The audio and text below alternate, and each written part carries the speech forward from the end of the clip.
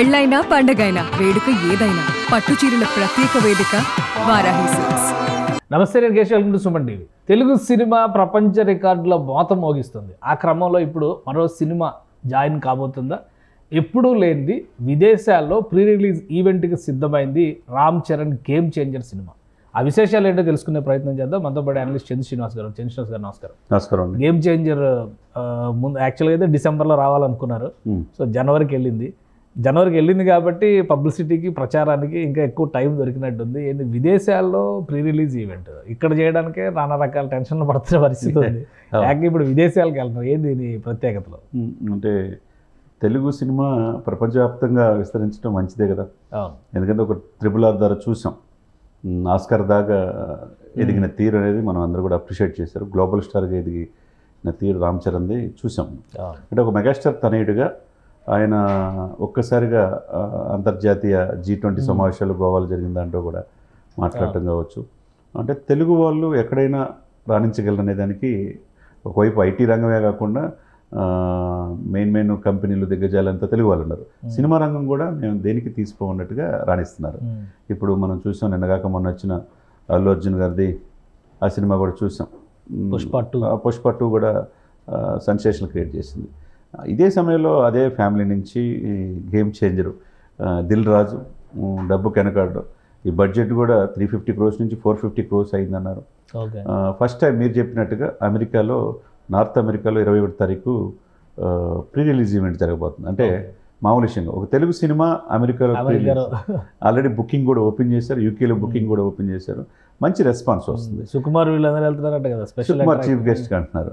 అంటే ఈ పుష్ప 2 తీసిన సుకుమార్ దానికి చీఫ్ గెస్ట్. నెక్స్ట్ పిక్చర్ కూడా సైన్ చేస్తారు ఇద్దరు అంటారు కదా రామ్ చరణ్. ఎందుకంటే ఆయన శిష్యుడే బుచ్చిబాబు. రంగస్థలం కాంబినేషన్, రంగస్థలం అది కూడా ఉందన్నారు. మధ్యలో బుచ్చిబాబు సినిమా ఒకటి ఉంది కదా, దాంట్లో సల్మాన్ ఖాన్ ఉన్నాడు. తర్వాత ఈమె శ్రీదేవి కూతురు జాన్వీ కపూర్ ఉన్నారు.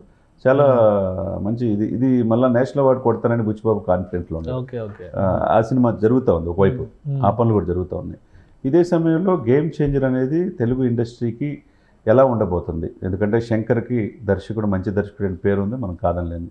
కాబట్టి భారతీయ 2 ఫ్లాప్ అయిన తర్వాత ఒక రకమైన నెగిటివ్ ఇది అనేది వచ్చింది. కానీ దీనికి ప్రభావితం ఉండేదంటే అంటే ఒకటి శంకర్ సినిమాలు అనగానే యాంటీ కరప్షన్, అది ACB type anti corruption bureau లాగా సినిమాలు తీస్తారనే ఉంది.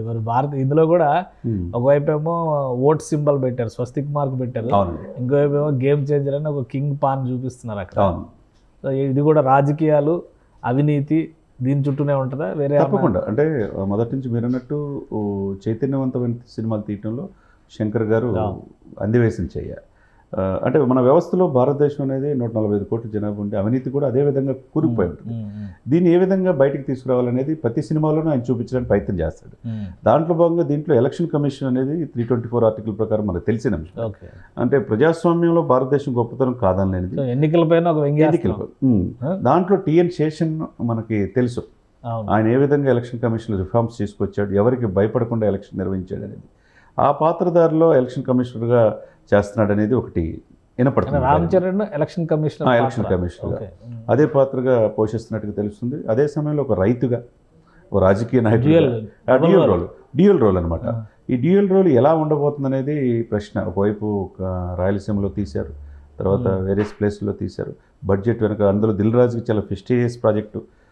మీరన్నట్టుగా పుష్ప 2 అదే సమయంలో ఉండటం వల్ల దీన్ని పోస్ట్పోన్ చేశారు. జనవరి 10కి సంక్రాంతి స్పెషల్ ఆఫర్, సంక్రాంతికి ప్రపంచవ్యాప్తంగా రిలీజ్ కాబోతుంది. థియేటర్లు కూడా చాలా ఎక్కువగా రిలీజ్ అవుతాయి అని చెప్పి అంటున్నారు. కాబట్టి మెగాస్టార్ గారి తనయుడుగా నిన్నగాక మొన్న వచ్చిన అల్లు అర్జున్ది రికార్డులు బ్రేక్ చేసి ఈ సమయంలో ఈ సినిమా రిలీజ్ కావటం కూడా చాలా ఎక్స్పెక్టేషన్స్ ప్రజలకు ఉన్నాయి. కాబట్టి ఇన్నోవేటెడ్ సబ్జెక్టులు ఇప్పుడు ఆయన కూడా శంకర్ గారికి చాలా కీలకమైంది ఈ ప్రాజెక్టు. దాంట్లో ఛాలెంజెస్లో వెనకాడ్డు, అందులో రీసెర్చ్ చేసి ఒక ప్రాజెక్ట్ తీసుకొస్తాడు. సమాజం, ముఖ్యంగా భారతదేశం వ్యవస్థను వేలులకు పోయింది ఏంటి, భారతీయుడు ఇప్పుడు 1 ఎట్లా చూపించాడు చూసాం. 2 అనుకోని విధంగా సక్సెస్ కాకపోయినా భారతీయ 3 కూడా ఉందంటున్నారు. అదేవిధంగా ఇప్పుడు గేమ్ చేంజర్ మీరు చెప్పినట్టు ఈ సమయంలో ఒకవైపు భారత సినిమా ఇప్పుడు తెలుగు వాళ్ళ ఎక్కడైనా సాధించగలరని చెప్పి ఒకవైపు పాట్నా, మనం తమిళనాడులో, కేరళలో అల్లు అర్జున్ క్రేజ్ చూసాం. ఇప్పుడు లక్నోలో కూడా పెట్టి ఇది గేమ్ చేంజర్ కూడా ఇప్పుడు ఇంటర్నేషనల్ లెవెల్కి వెళ్తుంది. కాబట్టి మనం ఒకటి కేశవ్ గారు, మెగాస్టార్ గారు తనయుడిగా తండ్రి నుంచి నేర్చుకున్న ఇదిగా, బాబాయ్ నుంచి నేర్చుకున్న విషయం కావచ్చు. రంగస్థలంలో ఒక అద్భుతమైన నటుడిని మనం రామ్ చరణ్లో చూసాం. మరి ఆయనలో అంత నటుడిని బయటికి తీసుకొచ్చింది సుకుమార్ గారు. దీనికి చీఫ్ గెస్ట్కి వెళ్తున్నాడు.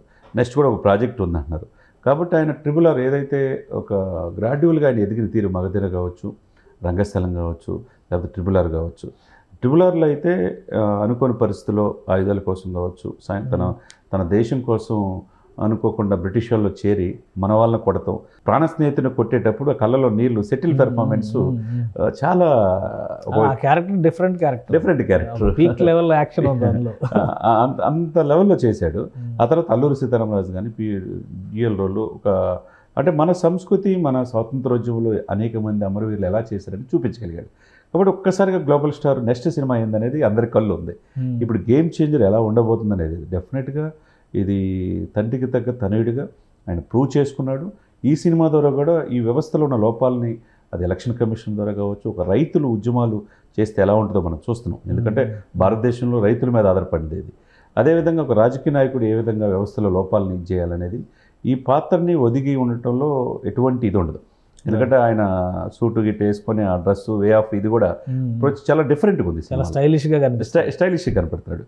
కాబట్టి తెలుగు సినిమా మరింత కొత్త సంవత్సరంలో సరికొత్తగా ఈ గేమ్ చేంజర్ అనేక రికార్డులు సృష్టిస్తాడు. సంక్రాంతి దిల్ రాజుకు బాగా కలిసి వస్తుంది కాబట్టి ఈ సినిమాతో సంక్రాంతి హిట్ కొట్టే అవకాశం అంతే కదా. ఆయన రిలీజ్ కూడా చాలా ప్రాపర్గా ప్లాన్ చేస్తాడు.